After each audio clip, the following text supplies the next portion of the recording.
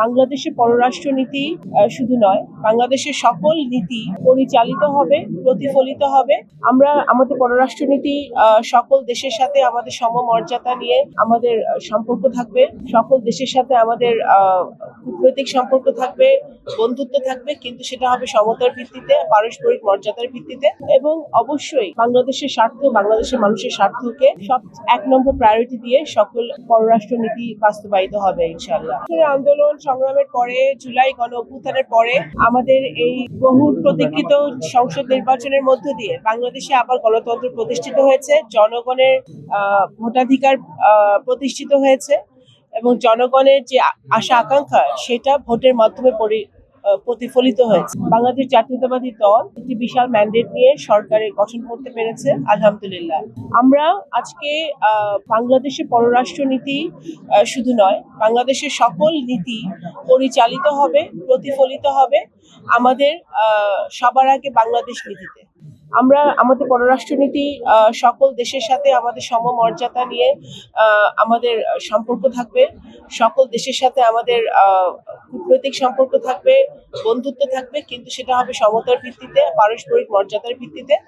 এবং অবশ্যই বাংলাদেশের স্বার্থ, বাংলাদেশের মানুষের স্বার্থকে সব এক নম্বর প্রায়োরিটি দিয়ে সকল পররাষ্ট্রনীতি বাস্তবায়িত হবে ইনশাআল্লাহ। শুধু আপনার সালতা এবং নগরকান্দা নয়, পুরো ফরিদপুর জেলার মন্ত্রী আপনি, তো সেক্ষেত্রে ফরিদপুরের উন্নয়নে আপনি প্রাধান্যটা কোন কোন জিনিস? অবশ্যই আমি তো শুধু ফরিদপুর জেলা তো, আমি মনে করি আমার বাবা এই অঞ্চলের বৃহত্তর ফরিদপুরের মুক্তিযুদ্ধের সংগঠক ছিলেন। ওনার সন্তান হিসেবে আমার দায়িত্ব অনেক, কর্তব্য অনেক।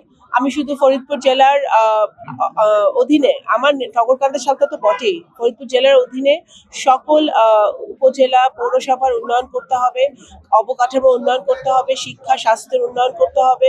এবং শুধু ফরিদপুর জেলা না, বৃহত্তর ফরিদপুরে আমাদের উন্নয়নের একটি বিশাল স্কোপ রয়ে গেছে। আমাদের এখানে ফরিদপুরকে বিভাগ ঘোষণা করা এবং আমাদের পদ্মা সেতু ভিত্তিক আমাদের যে উন্নয়ন প্রকল্পগুলো প্রয়োজন, পদ্মা সেতুকে কেন্দ্র করে সেই উন্নয়নগুলো আমাদের বাকি আছে। অনেক উন্নয়ন এই অঞ্চলের মানুষের ভাগ্য উন্নয়ন, নারীদের ভাগ্য উন্নয়ন, আমাদের যুব সমাজের ভাগ্য উন্নয়নে অনেক কিছু করার আছে। আমরা আইটি পার্ক করতে চাই, হসপিটাল করতে চাই, বিশ্ববিদ্যালয় করতে চাই, আমরা অবকাঠামো উন্নয়ন করতে চাই। ইনশাআল্লাহ যদি বাংলাদেশ জাতীয়তাবাদী দল, আপনারা দেখেছেন ইতিমধ্যেই মাননীয় প্রধানমন্ত্রী জনাব তারেক রহমান রোজার মাসেই আমাদের একটা পাইলট প্রজেক্ট হিসেবে আমাদের ফ্যামিলি কার্ড চালু হবে ইনশাআল্লাহ। সেটা সারা দেশে আস্তে আস্তে আরো বাড়বে।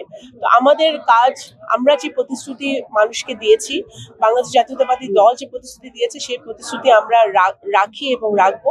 শহীদ জিয়ার সময় থেকে দেশনেত্রী বেগম খালেদা জিয়া এবং বর্তমানে মাননীয় প্রধানমন্ত্রী জনাব তারেক রহমানের নেতৃত্বে সকলকে সাথে নিয়ে, সকল আরো যারা দল আছে, মত আছে, সকলকে সাথে নিয়ে সকল ধর্ম, মত, দল নির্বিশেষে ঐক্যবদ্ধভাবে আমার দেশ পরিচালনা করতে চাই এবং সকলকে সাথে নিয়ে নতুন বাংলাদেশের দিকে এগোতে চাই। ভিসা প্রক্রিয়া আমাদের তো মাত্র 2 দিন হলো বাংলাদেশ জাতীয়তাবাদী দল সরকার গঠন করেছে।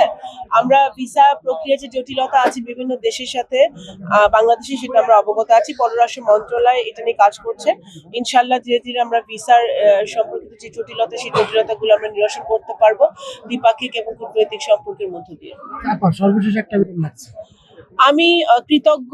আমার প্রথম কথা আল্লাহ তাআলার কাছে, সবচেয়ে বেশি কৃতজ্ঞ আমি মহান আল্লাহ তাআলার কাছে। এবং তারপরে আমার বাবা যিনি চলে গেছেন, আমাদের মাঝে নাই, আমি জানি ওনার দোয়া আমাদের সাথে আছে। এবং আমার নগরকান্দা সালতাবাসী, আমার ভালোবাসার মানুষ, হৃদয়ের মানুষ, প্রাণের মানুষ, আমার নগরকান্দা সালতাবাসীর জন্যই আমি আজকে এখানে আছি। এখানে আমি সংসদ সদস্য হিসেবে আপনাদের সামনে দাঁড়িয়ে আছি। এবং আমাদের জনাব তারেক রহমান, বাংলাদেশের যিনি এখন কর্ণধার, মাননীয় প্রধানমন্ত্রীকে আমি ধন্যবাদ জানাই। উনি আমাকে সুযোগ করে দিয়েছেন মানুষের সেবা করার, দেশের সেবা করার। আমি সেবক হিসেবে মানুষের সেবা করে যেতে চাই। আমি মনে করি না এটা কোনো ক্ষমতার ব্যাপার, এটা দায়িত্ব এবং কর্তব্যের ব্যাপার। আমাদের নগরকান্দা সালতাবাসী আমাকে একটি গুরু দায়িত্ব দিয়েছে। মাননীয় প্রধানমন্ত্রী জনাব তারেক রহমান একটা গুরু দায়িত্ব আমাকে দিয়েছেন। আমি যেন ওনার এই দায়িত্বটা পুঙ্খানুপুঙ্খরূপে পালন পালন করতে পারি, আমার দেশের মানুষের সেবা করতে পারি, এবং বিশেষ করে আমি যে ওয়াদা করেছি দুর্নীতিমুক্ত নগরকান্দা সালতা, দুর্নীতিমুক্ত ফরিদপুর আমরা করতে চাই এবং সকল প্রকার অন্যায় থেকে দূরে থেকে জনসাধারণের সেবা করতে চাই। Stella featuring next level. Well done, side by side, free.